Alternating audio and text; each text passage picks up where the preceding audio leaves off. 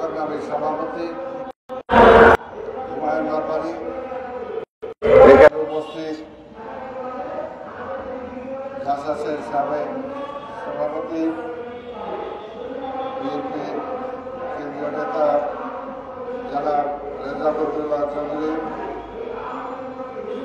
BNP কেন্দ্রীয় নেতা নেত্রী ফরিদা আক্তার, আমাদের তাঁতি দলের সিনিয়র সহসভাপতি ডক্টর মনিরুজ্জামান, আমাদের নিউ স্টেট বিএনপি সভাপতি মাওলানা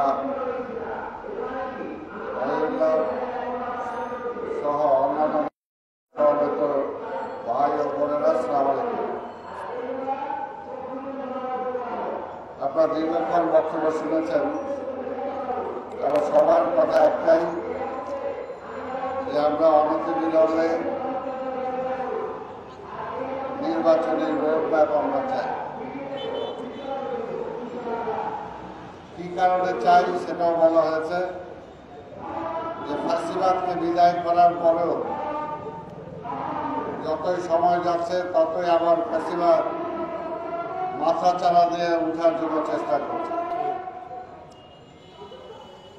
গণতন্ত্রকে হত্যা করে আবার একদলীয় শাসন তারা ফিরে পেতে চায়। ভারতীয় আধিপত্যবাদের পক্ষে তারা রাজনীতিকে আবার ফিরে আনতে চায় এবং বহুদলীয় গণতন্ত্র বাদ করে আবার বাকশাল সৃষ্টি করার জন্য আবার আওয়ামী লীগ ফিরে আসতে চায় এবং সেই কারণে দেশে আরেকটি অরাজকতা সৃষ্টির চেষ্টা করছে তারা। তাই আমরা বারবার বলেছি এই সরকারের কাছে যে দীর্ঘ 15টা বছর আন্দোলন সংগ্রামের মধ্য দিয়ে এই শেখ হাসিনাকে বিদায় করা হয়েছে। তাই আমরা চাই শেখ হাসিনা জনগণের মৌলিক অধিকার যে ছিনতাই করেছিল, দেশের মালিকানা ছিনতাই করে বিদেশিদের কাছে মালিকানা বিক্রি করে দিয়েছিল, আজকে সেই মালিকানা ফিরে পাওয়ার জন্য অনতিবিলম্বে ভোটের প্রয়োজন, সেটাই আমরা বারবার বলছি। সর্বত বন্ধুগণ, দেশে আরেকটি অস্থিরতার সৃষ্টি করে যদি কেউ মনে করে বাংলাদেশে আবার আরেকটি অন্য পর্যায়ের দিকে ঠেলে দিবে, তাহলে যে কেউ ষড়যন্ত্র করুক না কেন আমরা বলবো যে তারা বোকার স্বর্গে বাস করে। কারণ বাংলাদেশ এমন একটা দেশ, এই দেশের জনগণ ভাষার জন্য বুকের রক্ত দিয়েছে, গণতন্ত্রের জন্য রক্ত দিয়েছে, ছাত্রছাত্রীরা তাদের অধিকার ফিরে পাওয়ার জন্য লড়াই করে বুকে রক্ত দিয়েছে, শ্রমিকরা তাদের অধিকারের জন্য বুকে রক্ত দিয়েছে। কাজে এই জাতিকে কখনোই কেউ দাবিয়ে রাখতে পারে না। এখনো যদি কেউ চেষ্টা করে আবার ষড়যন্ত্র করে পিছনের দিকে দেশকে নিয়ে যাবে, সেটা কোনোভাবেই সম্ভব না। আর এই সরকারকে বলবো যে আপনারা বিচক্ষণতার সাথে, আজকে দেখলাম যে আপনার বলেছেন যে ডিসেম্বরের মধ্যে নির্বাচন দেওয়ার চিন্তা, যদি এটা করে থাকেন তাহলে অনেকটা মন্দের ভালো। আমরা চাই এই বছরের মধ্যেই নির্বাচন দেন, জনগণের ম্যান্ডেট জনগণ দিক, তাহলে সকল ষড়যন্ত্র শেষ হয়ে যাবে এবং এই দেশের মানুষ তার ভাগ্য পরিবর্তনের জন্য পরবর্তী সরকার তারা বেছে নেবে। অনেক ত্যাগ, অনেক তিতিক্ষার পরে এই ফ্যাসিবাদকে আমরা বিদায় করেছি। তাই যারাই আজকে বিভিন্নভাবে বিভিন্ন রকম কথা বলছেন, সবার কথা একটাই আসা উচিত যে আমরা জনগণের কাছে যাই, জনগণ কি বলে সেটা শুনি এবং জনগণ কি রায় দেয় সেটাই আমরা মেনে নেই। যদি এই চিন্তাটা করি তাহলে আজকের এই অবস্থা থেকে দেশকে আমরা পরিত্রাণ করতে সক্ষম হব। সহমত বন্ধুগণ, এখনো চাল ডাল তেলের দাম কমে নাই। সামনে রমজান মাস, এখন থেকে খেটে খাওয়া মানুষ চিন্তা করছে কিভাবে এই রমজান তারা পার করবে। তাই স্বাভাবিকভাবে যখন তারা দেখবে যে আগামী একটা নির্বাচন আসছে, আবার নির্বাচনের মধ্য দিয়ে একটি নির্বাচিত সরকার যদি আসে, তাহলে অবশ্যই জনগণের জবাবদিহিতা সেখানে থাকবে। শেখ হাসিনার আমলে কোনো জবাবদিহিতা ছিল না, চুরি বাটপাড়ি করে দেশটাকে শেষ করে দিয়েছিল। এখনো সেই চোর বাটপাড়দেরকে ধরা হয় নাই।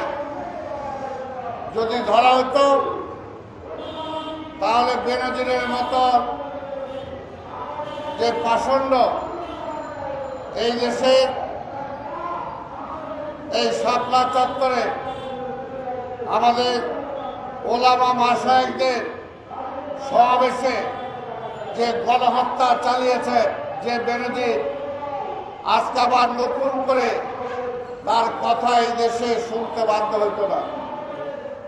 তাই বলতে চাই, কোনোভাবে ফ্যাসিবাদের সাথে কোনো আপোষ নাই, আওয়ামী লীগের সাথে কোনো আপোষ নাই। যারা এখনো মনে করেন যে গণতন্ত্র ফিরে দেওয়া হবে, আবার আওয়ামী লীগ সেই গণতান্ত্রিক সুযোগ সুবিধা নিয়ে আবার বাকশাল কায়েম করার জন্য চেষ্টা করবে, তারা বোকার স্বর্গে বাস করছেন। আওয়ামী লীগকে অবশ্যই আগে বিচারের আওতায় আসতে হবে। গণহত্যার জন্য বিচারের মাথায় তাদের দাঁড়াতে হবে। তারপরে জনগণ ঠিক করবে আওয়ামী লীগ কি হবে কি হবে না। এত মানুষ হত্যা করার পরেও আবার গণতান্ত্রিক সুযোগ নিয়ে সে আবার ক্ষমতায় এসে আবার বাকশাল কায়েম করবে, আবার ব্যাংক লুট করবে, আবার জনগণের সম্পদ লুট করবে। সেই সুযোগ জনগণ তাকে দিতে চায় না। এই সরকার যদি সেটা ভুল করে বা কোনো রাজনৈতিক নেতা বা দল যদি ভুল করে, তাহলে সেই ভুলের খেসারত তাদেরকে দিতে হবে। পরিষ্কার কথা, ব্যাংক লুটকারীদের সাথে কোনো আপোষ নাই। তাদের আবার কিসের গণতন্ত্র? 15 বছরে তারা গণতন্ত্র খেয়ে ফেলেছে। আমরা বারবার বলেছি, শেখ হাসিনা আপনি এই পথে যাবেন না। ভোটের মাধ্যমে সরকার পরিবর্তনের পথটা খোলা রাখেন, কিন্তু শেখ হাসিনা তো সেই কথা শুনে নাই। এখন আবার কেন কিছু কিছু লোক এখনই শেখ হাসিনার জন্য চোখের পানি ফেলা শুরু করেছেন, যে গণতন্ত্রে বিশ্বাস করে না, মানুষের অধিকারে বিশ্বাস করে না, আবার তাদের অধিকারকে আবার নিশ্চিত করবে। আবার যদি ক্ষমতায় আসে, আবার বাকশাল সৃষ্টি করার জন্য সুযোগ আপনাকে দিতে চান কিনা? তাহলে আবার কিসের আওয়ামী লীগের জন্য গণতন্ত্র? ওরা তো গণতন্ত্র বিশ্বাসই করে না। তাই কোনোভাবেই এই আধিপত্যবাদের প্রতিনিধি এই আওয়ামী লীগ যাতে কোনোভাবেই গণতন্ত্রের দোহাই দিয়ে আবার এই দেশে এসে গণতন্ত্রকে লোপাট করে বাকশাল কায়েম করতে না পারে, সেদিকে আমাদেরকে সজাগ থাকতে হবে। গণতন্ত্র তার জন্যই যে অন্যের গণতন্ত্রে বিশ্বাস করে। অন্যের গণতন্ত্রে বিশ্বাস করে না, সেখানে নিজের গণতন্ত্রে বিশ্বাস করে। তার জন্য আবার এত মায়া, এত দরদ, কিসের জন্য মায়া দরদ? এই গত 17 বছরে শত শত মায়ের মুখ খালি করেছে। আগে সেই সন্তানদেরকে ফিরে দিতে বলেন আওয়ামী লীগকে, যে অর্থনীতি লুটপাট করেছে সেই টাকা পয়সা আগে আওয়ামী লীগকে ফেরত দিতে বলেন। এই দেশকে আজকে যে বিক্রি করে দিয়েছে তার জন্য কালে ধরে মাপ চাইতে বলেন। এখন পর্যন্ত তার গত 17 বছরে যে হত্যা করেছে, জুলুম করেছে, তার জন্য একবারের জন্য মাপ চায় নাই। আর তার জন্য অনেকে আবার একটু কান্নাকাটি শুরু করে দিছে। তাই পরিষ্কার বলতে চাই, আওয়ামী লীগ গণতন্ত্রে বিশ্বাস করে না। তাই এই সরকারকেও বলবো, আপনি অনতিবিলম্বে নির্বাচনের ডেট ডিক্লেয়ার করেন। অনতিবিলম্বে শেখ হাসিনা, ওবায়দুল কাদের সহ এই বেনজির সহ যারা হত্যা মামলায় জড়িত তাদেরকে এখনই মামলায় নিয়ে আসেন, কোর্টে নিয়ে আসেন, তাদের বিচার অনতিবিলম্বে শুরু করেন। এখনো 6 মাস হয়ে গেল, একটা বিচার আপনি শুরু করতে পারলেন না। তাহলে করেনটা কি? খালি বলে সংস্কার করবেন। আরে ভাই করেন, সংস্কারও করেন, বিচারও করেন, নির্বাচনের পথেও হাঁটেন। পাশাপাশি জনগণের যে অধিকার ক্ষুণ্ণ হয়েছে সেগুলো ফেরত দেন। ট্যাক্স বাড়ায়েন না, ভ্যাট বাড়ায়েন না, এই অধিকার আপনাকে কেউ দেয় নাই। খেটে খাওয়া মানুষের জন্য সিন্ডিকেট গুলোকে ভাঙেন। সিন্ডিকেট যারা করে রেখেছে তাদেরকে জেলে ঢুকান, তাহলেই দেখবেন কিভাবে দেশের শান্তি চলে আসছে। ওই কালো টাকার মালিকদেরকে জেলখানায় ঢুকান, তাহলেই দেখবেন এই সমস্ত অপপ্রচার দূর হবে। জনগণ তাদের সাথে নাই। ৭৫ সালের পরিবর্তনের পরে এই দেশের মানুষ আর আওয়ামী লীগকে বিশ্বাস করে না। এই দেশের মানুষ ভোটের মাধ্যমে আর আওয়ামী লীগকে কখনোই ক্ষমতায় পাঠায় নাই।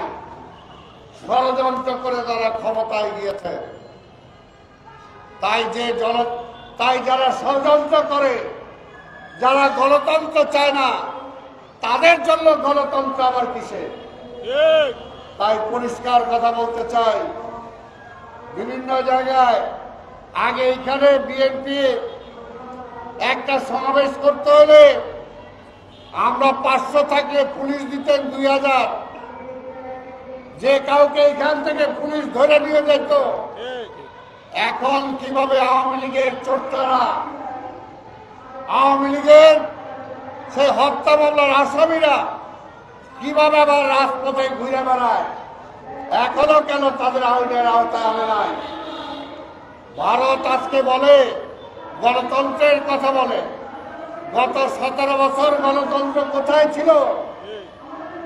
ভারত আজকে মায়া কান্না কাঁদে। তাকে বলেন ওবায়দুল কাদের সহ আওয়ামী লীগের হত্যাকারীরা কিভাবে অবৈধভাবে ভারতে প্রবেশ করলো, সেই জবাব আগে ভারতকে দিতে হবে।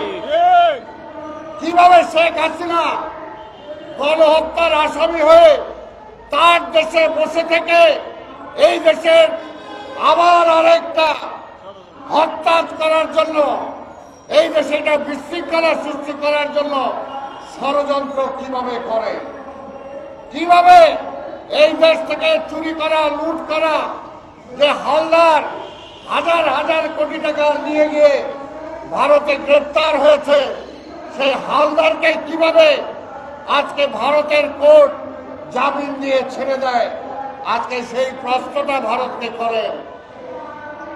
অনেক প্রশ্ন আছে। কাজে আমরা ভারত সরকারকে বলবো, জনগণের সাথে বন্ধুত্ব করেন, ওই আওয়ামী লীগের সাথে বন্ধুত্ব ছেড়ে দেন। আমরা চাই প্রতিবেশী রাষ্ট্রের সাথে সম্পর্ক ভালো থাক, আমরা অবশ্যই চাই। কিন্তু তার মানে এই না আপনি বড় ভাই আমরা ছোট ভাই, ওইটা হবে না। এই দেশকে লুণ্ঠন করে নিয়ে যাবে, সেটা হবে না। কাজেই সমান সম্পর্ক থাকতে হবে, মর্যাদার সাথে সম্পর্ক থাকতে হবে। ভাইরা আমার, তাই আমি আর বক্তব্য দীর্ঘায়িত না করে বলবো, এই সরকারকে অনতিবিলম্বে সকল ষড়যন্ত্র শেষ হয়ে যাবে যখন আপনি জনগণের কাছে যাবেন। জনগণের সকল সমস্যার থেকে উত্তরণের পথ দেখাবে। কাজে জনগণের উপরে ভর করেন। ওই প্রশাসনে আওয়ামী লীগের প্রেতাত্মারা যারা এখনো বসবাস করছে তাদের কাঁধে ভর করেন না, ভর করেন জনগণের কাঁধে। জনগণ কি চায় সেটা দেখেন। জনগণ একটা নির্বাচন চায়। নির্বাচনের আগে করেন আপনি সংসদ করেন না কেন, অসুবিধা তো নাই, সংস্কার করেন। আমরা তো বলেছি পরবর্তী সরকার যাতে ফ্যাসিস্ট না হতে পারে সেটার জন্য আমরা 31 দফা দিয়েছি। এখন পর্যন্ত তো আলোচনা করলেন না। আপনি আলোচনা করেন, সেগুলো আলোচনা করে তারপর আপনি নির্বাচনে যান। এমন নির্বাচনের আগে আমি একটা রাজনৈতিক কর্মী হিসাবে বলবো, এই দেশে একটা মুক্তিযোদ্ধা হিসাবে বলবো, নির্বাচনের আগে সকল দলের সাথে আলোচনা করে নির্বাচনের পরেও দেশ কিভাবে চলবে একটা জাতীয় ঐক্যমত্য সৃষ্টি করে। আজকে প্রতিটা রাজনৈতিক দল, ছাত্র সহ যারা এই ফ্যাসিবাদকে বিদায় করেছে, আমি বলবো এই ঐক্য যাতে বিনষ্ট না হয়।